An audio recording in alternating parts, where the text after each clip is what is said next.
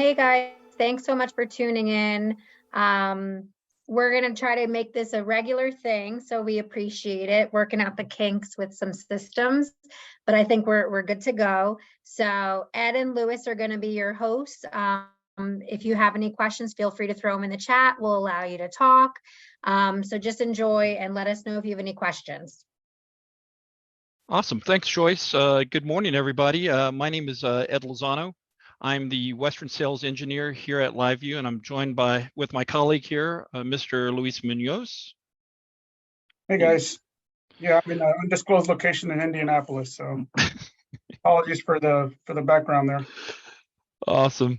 Well, good morning. Like Joyce said, we are going to be making these regular events. This month, we're talking about IP Pipe and Databridge, two products that are available on multiple units across the LiveU family. And really, these are products that you can use in your day-to-day operations there at your station. And they can actually help you in your workflows, make them a little bit easier and streamline them a lot more for you. So first, we'd like to start off with a little overview of IP Pipe and exactly what it is. And then we'll go into a demo, and then we'll take any questions on that. And then we can definitely go into Databridge and talk about that. A little bit about IP Pipe. It is, like I said, something that's already found in your units. It's an add-on service. It's basically connectivity from your MMH server to your field unit. That can definitely be a 300S, a 600, LU 800, 610, and LU 810 units. Basically, a 2000 or 4000 server will work. It's a one-time setup in LiveU Central, which we'll show you in just a few minutes, which is very simple. And once you set it up, you're pretty much ready to go. You can use this with different control systems, IP cameras you can use this with. You can use it for CCU shading. And basically, it's an extension of your control system from the field unit back to your studio. Like I mentioned, it is very easy to set up. Mr. Munoz, you want to talk a little bit about the setup process here? Yeah, so first off, and just a quick, I guess, high level on this. So when you're talking about IP Pipe, what IP Pipe is going to give you basically a connection, a 1 meg network connection between your backpack and your server that's at home. So when would you want to use IP Pipe? IP Pipe, let's say, for example, you want to be able to control a PTZ camera remotely from the field. So the idea with the IP Pipe is to minimize the costs for a station, basically not have to take a whole production crew out to the facility or out to the whatever remote location you're going to be at. So instead of having to take everybody out there, right, the production crew, the trucks, the switchers, and everything. The idea is that you would be able to switch or take all your content, basically just send your LiveU unit out to the field and send simultaneously either send your video from each individual backpack or from an LU 800 as an example, and send all 4 video streams simultaneously out to the station, and then you can be able to switch it from there. Now, the other thing you could do is you could have a PTZ camera that's out at the remote location, and you could have your controller, your PTZ controller at the studio, and you could actually take control of that. So there's several different ways of controlling or utilizing the IP pipe, but that's one of the ways is use PTZ control, which is, again, remotely controlling it. So obviously at the station end, you'll have your PTZ controller would need to be on the same network as the MMH server. And then over on on the field, you'll have your backpack. And effectively, let's say you have multiple PTZ cameras. You could actually put all those PTZ cameras onto a switch, and then that switch you could plug it into the MMH. To the backpack, to the LU 800 or the LU 600 or 300. You plug that into that, and then it creates a pipe, right? So the pipe is really just the control, the command and control connection to communicate for the PTZ control. At the same time, you'd still be able to utilize that stream to send your video, right? So it's all basically, think of it as the IP pipe is just a separate dedicated connection. It's a 1 meg connection strictly for communicating with your devices. Now, inside on the unit, there's we just a matter of enabling the license for IP pipe. So in this particular case here, you're seeing the IP pipe setting for the actual server. So you're actually telling it where your target server is, right? Which server is connected to or communicating or able to connect or access the same network that your controller is, right? And you're telling it what port that it's connected to. And then there's a setting on there for persistent until unit is reset or rebooted. So basically, it's going to remain connected until you restart the server or the unit, right? Once a unit is disconnected, then you connect. On the bottom, you can see the actual connection. That's a PTZ control. So once you have this on, you'll see the uplink and the downlink, the bandwidth for that, right? So you'll see again, it's a 1 meg connection. Right, so you can actually connect that. So if you were to connect and it's really just a public internet connection. So you could actually connect the laptop to that IP pipe connection on the pack, and you'd get a 1 meg internet connection that you could actually go. One example where IP pipe has been used is we had a customer that was out in the middle of nowhere, and they wanted to utilize. They were storm chasing, so they were able to get a 1 meg connection. And utilize that 1 meg IP pipe to actually get on the internet and do the radars. So actually, they're able to see the radar, and so that way they know exactly where to go with that. So the IP pipe, again, there's multiple ways of multiple workflows. Now this part here is on the server end. So right, so you're going to connect the server. You're going to configure it, which server, the Ethernet port on the server. Again, there's 2 Ethernet ports on the server, so you would actually either use the same port that's connected or have a second Ethernet port. And there's a max concurrent connections on there that you can actually utilize. I think it's either 1, 2, 3, or 4.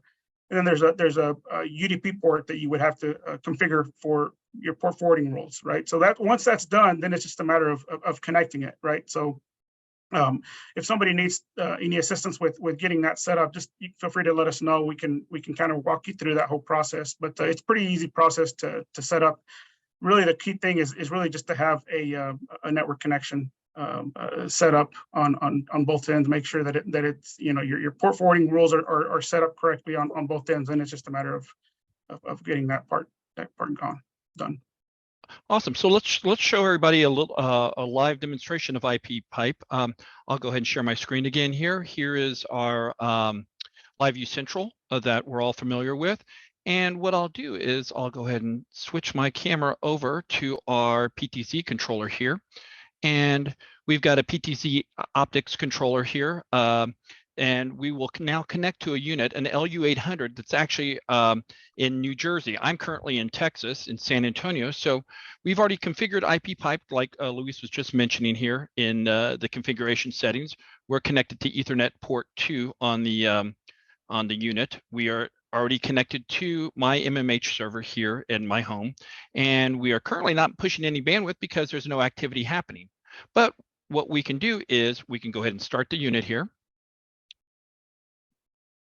We'll start seeing the bandwidth ramp up here. Just to make sure, there's within that the connection or you should be able to see the actual optics PTZ optics controller there as an attendee there. And right here is our preview of the camera. So I'll come over to the controller here and we'll go to the right. And you see the camera moving. And we can come back to the left and we should probably see we'll see the LU800 here. And this is at one of our technical account managers home office here. So one of the things you want to keep in mind is you'll notice there's a little bit of a delay, but that's because of the 1.2 second latency on the on your backpack, right? So, but if you actually look at the camera and control it, it's a pretty instantaneous connection to the actual device. And then, of course, we can always zoom in. So again, this particular use case is the PTZ control. Again, you could also use it for just an internet connection. You could use it for there's some customers use it for a color correction, right? So they'll use that IP pipe and they'll do color correction for something that's a remote location. So we are controlling this camera from about 2,000 miles away. We're 1,500, 2,000 miles away here. Latency, like Luis said, we're currently at 1.2 seconds here on the encoder settings, but it is very smooth. It's responsive, and I mean, it's great. It's a great tool for your day-to-day operation, or special event scenarios, what have you. Yeah, so Ed, if you don't mind, can you go to manage and then devices to the server, and let's just show them real quick the devices, and then the server is configured for MMH. You show your server. Yeah, let me make sure I've got that selected here. MMH server. There we Once go. that IP pipe license is enabled, you go here. Once you open it up, you should see a third tab on there, right? And that's where you configure it, and you'll see all the connections there. So you'll see the max sessions. It's set to 2 sessions. So if somebody else could connect to it, so you could have 2 connections. So you could have up to 4 connections there for the max sessions. Now, one thing to keep in mind though is each connection is going to take a meg, right? So you also don't want to take up a whole bunch of bandwidth away from your streaming connection, right? Because you have the ability to actually have, while you're streaming, you're also going to use that 1 meg of network connectivity. So if you only have 6 megs total, right? Now you'll have 5 megs, right? So you just kind of need to make sure that you keep an eye on that piece. Any questions on the IP pipe workflow? Setup? And quickly, we'll just go through a couple of use cases here. In the PTZ cameras here, that's one use case. You're controlling it back at the office. Another use case, telemetry in sporting events, sending telemetry back, or like Luis's example a minute ago, where they were getting weather data back and forth. It would be another great use case of IP pipe.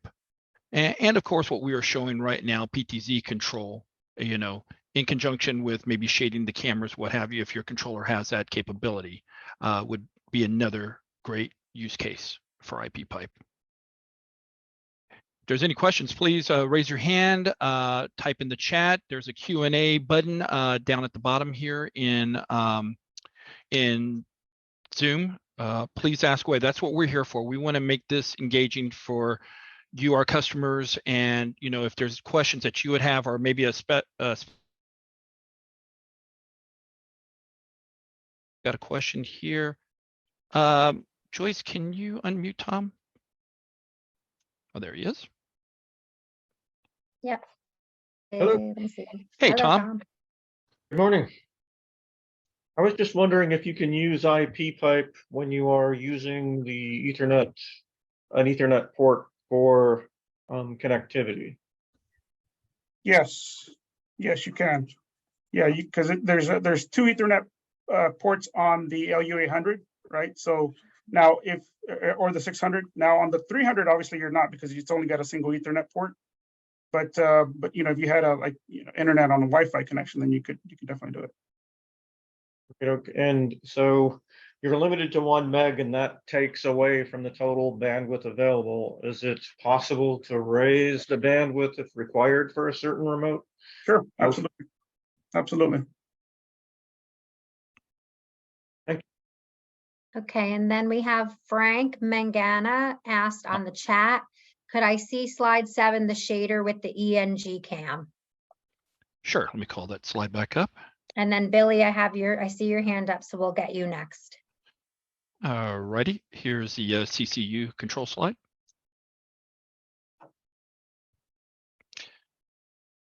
So basically, one example would be using, if you're shading like Sony or Grass Valley cameras or Blackmagic. I know a lot of stations use those for some of their remote production trucks, or your ENG if they have a CCU. You can talk to the shed out in the field over IP if you have it set up or configured that way.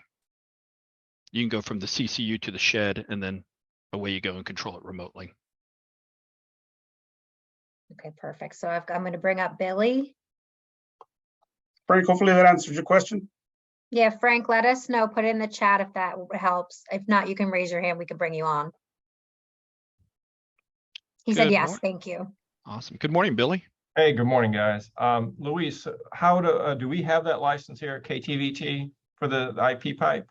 Yeah, you do not, correct? CBS, so I'll need to double check. I don't think so, but we can double check. Okay, all right. And then I joined a little bit late, so I know she's been demoing or talking about the LU 600.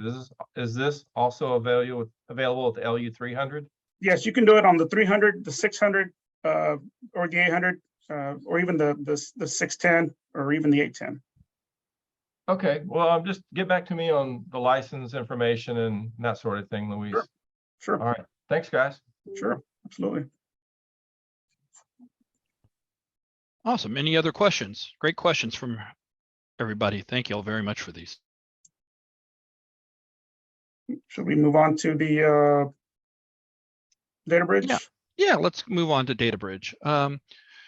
So Databridge is another product that we offer that will allow you in the field to connect to your unit, whether it be a LiveU 300, a LiveU 600, or an 800 unit, and basically use the modems that are on board to create a hotspot out in the field.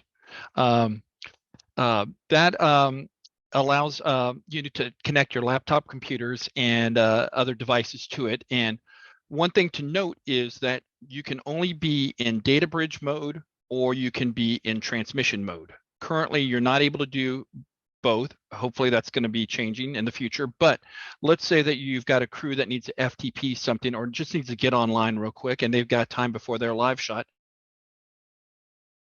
on the unit, press Databridge, hit start. On the unit, it will show you the SSID and the password. And then that's also configurable from LiveU Central as well. We can come over here to LiveU Central. And in LiveU Central, I've got my LU800 that's right behind me here set up. And I can come over here and I can click on Databridge and I can go ahead and start the Databridge mode right there. And just like our other products, just like we saw in IP pipe, we can see the bandwidth moving across the unit right there. And if I had a laptop or another device tied to it, we would start seeing traffic move back and forth.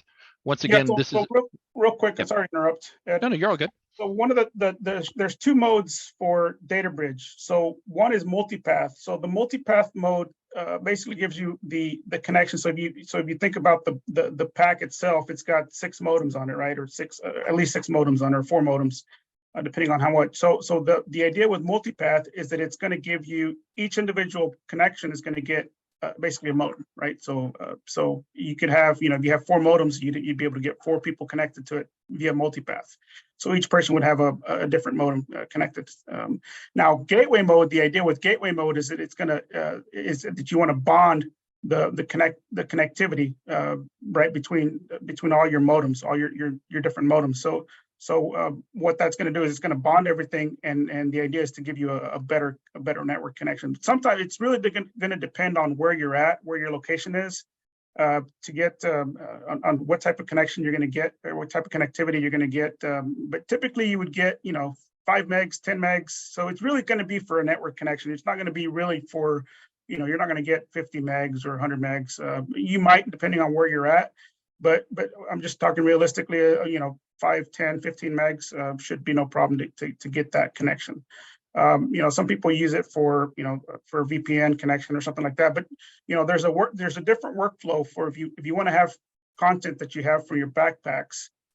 You can actually go, instead of using the Databridge functionality, you can actually use the file transfer functionality, which is already available with your system. So it's basically just a matter of grabbing the files. You can actually put a thumb drive into your backpack, connect it to your backpack, and you can actually access that remotely and transfer that. So there's a right. So for this particular piece, it's really just to get a network connection to be able to get online. Now, again, with the gateway mode, there's a gateway server that we use that basically would be kind of your middle. If you don't mind hitting the little gear icon, so hit the little settings icon there, and then so there's your gateway mode there. So if you were to click on that, you should be able to see the your gateway connection. So you would, so say for example, you want to host your own gateway server, because right now the way we have it is kind of a shared gateway server. So multiple people are going to connect to it. To get the best connection, you're obviously going to you'll have a, if you have a dedicated gateway server, then you can do it. You can get a better connection that way. But anyway, so that's where you would select your gateway server for that, right? So you'll need a gateway server for that to use the gateway mode. Guys, just to jump in, we had a question from Roberto. Will it be possible to see the connections during the Databridge mode? In what way are you referring to connections? That's a good question, Roberto. I might have to bring him on. Yeah, Let's bring him on. I wonder if he's asking about how many connections, like laptops are connected, or Maybe. Let's see, Roberto. Otherwise, let me see if he. So there won't really be a way to tell you. It's not going to tell you which which laptops or which connection is on there. How many? In fact, I don't know if Databridge. If you go into the You said the modem connections. How many people are connected to it? Would it be possible to see the modem connections during the Databridge mode? yeah, Does that It's make going to sense? show you the modem connection. It's just going to give you a connection. So that probably be a good feature request to add that feature. But right now it doesn't give you that information. Okay, and then from John, is there a cost to have Databridge enabled on our field units? I noticed that units say the license is not enabled and to contact support. Yep, yeah. So there's an additional cost for that. Yeah, so you basically you want to contact your sales rep for Databridge to get that enabled. If you want to test it out, just let us know and we can kind of walk you through that process. Yeah, so right now we do have a bundle price, a bundle for Databridge and IP Pipe.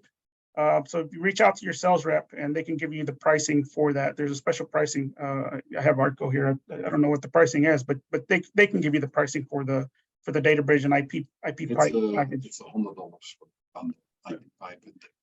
Looks like it's $100 per pack for IP Pipe and Databridge, right? So you get that per unit, right, per month. Okay. other questions? Yeah. Let's see what the answers are here. Now the Databridge workflow, as far as configuring that, it's really just getting it enabled on the license enabled for the pack. Once we enable the license, it's just a matter of rebooting the pack, and then you'll see a Databridge tab come up on the pack itself. Now if it's on the 300 you could also set it up for Databridge mode. It's obviously going to have 4 modems that you can connect from. But yeah, you can definitely set up the 300. So it's going to be typically the newer units, right? The 300, the 600, the 610, the 800, the HEVC units, right? Looks like Tom's got a question here. What methods can you use to connect devices to the pack in IP Pipe or Databridge mode? So you can use either you can set up the unit as a hotspot, right? And you can connect that way.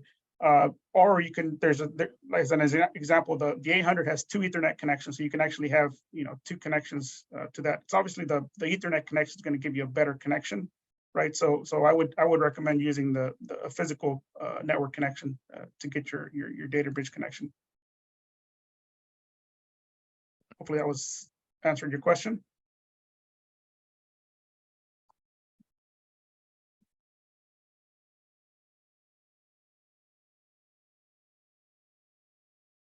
It's just going to use to connect devices in the pack. Yeah, he said yes. And then Alex has a question. Or can you show the overhead camera of the controller and real-time camera control demo again?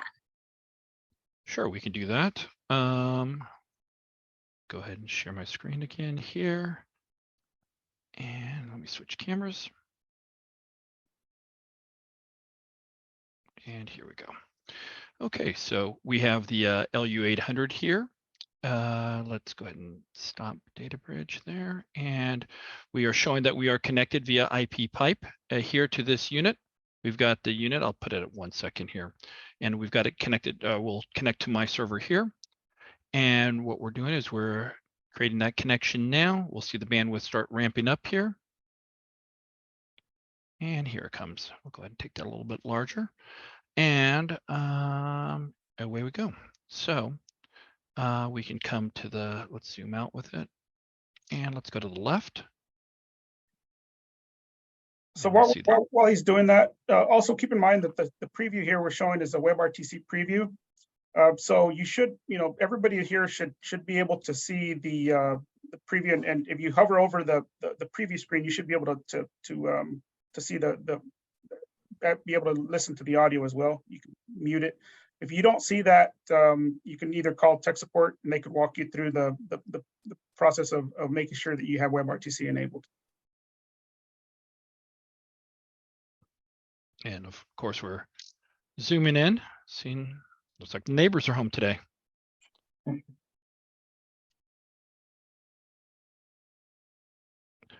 So yeah, so very useful tool. And if we had multiple cameras, we could definitely select up other cameras here to control.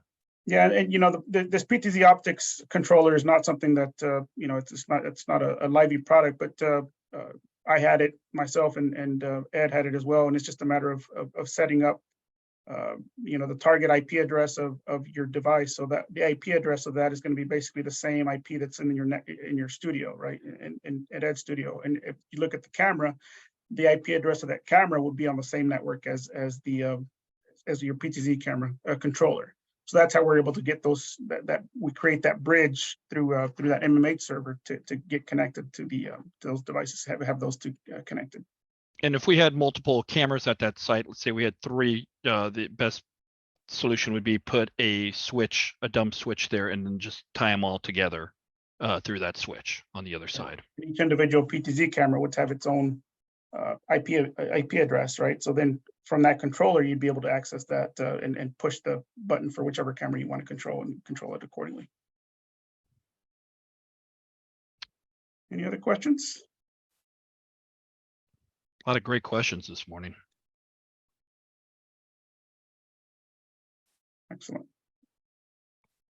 Awesome. Well, I think we covered a lot of great stuff this morning. We really appreciate y'all joining us. We'll have another session this afternoon. So if you have colleagues that want to join, please have them sign up if they haven't already. I believe that is at 4 o'clock Eastern, 3 Central. And then we'll have another session next month as well. So these will be a monthly Tech Tuesday discussions. So if you have any ideas, please let us know, and we'll definitely cover the topic that you want to see. Yeah, feel free to reach out to myself or Ed, whoever your sales engineer is. If you're in the East Coast, Northeast, Southeast, wherever you're at, feel free to reach out to Ed, myself, or your sales rep. And if there's something you'd like us to cover, please let us know. The next Tech Tuesday, we'll be covering matrix and dynamic share workflows. So, again, if you have anything else that you'd like to kind of cover, just please let us know, and we're happy to do that. And we'll thank you guys so much. We'll send out a thank you email with everybody's contact information. You'll definitely be able to reach out to your sales guys for this special offer. And then obviously to confirm, whether you have a feature or not, Lewis and Ed can definitely help you with that. Awesome. Thanks everybody for joining. Appreciate y'all. Thanks again. Have a great day, everybody.